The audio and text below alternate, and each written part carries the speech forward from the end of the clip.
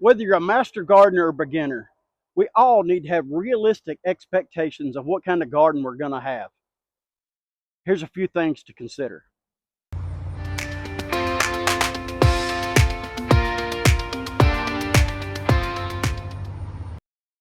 Just the mere number of plants is something to consider. Just because you love tomatoes doesn't mean that you have the space, the time, or even know how to preserve tomatoes in order to have 30 plants. Here's a perfect example. I have enough trellis to do probably twice as many plants as I have, but I found that I just couldn't keep up with them. Space and scale. The number of raised beds you have or the amount of ground you have to cover should help determine what kind of plants and how many plants you need in your garden. Mark Twain once said that everyone talks about the weather, but nobody does anything about it. And the way this translates into your garden is remembering the climate that you're in. That will help determine some of your gardening. When you're going into gardening, let's say, for example, you live in a hot, dry climate, then go into gardening knowing that you're going to have to water more often than what you see someone back, on the East Coast has to water. Or just the opposite. If you garden in a really wet climate, you may have to have more well-draining soil.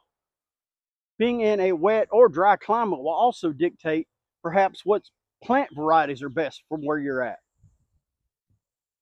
Disease and pests.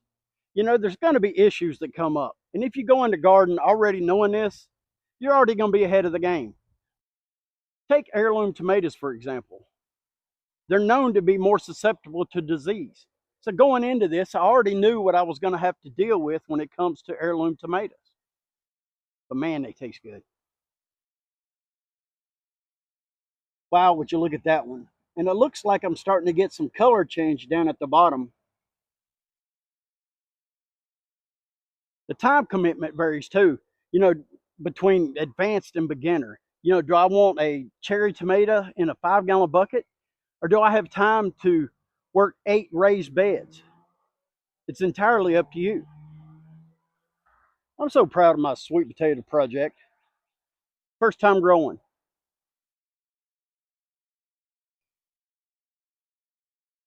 Long term vision. Now, just understand that over time, with more and more seasons under your belt, you're going to get better at doing this. So your long term visions may change.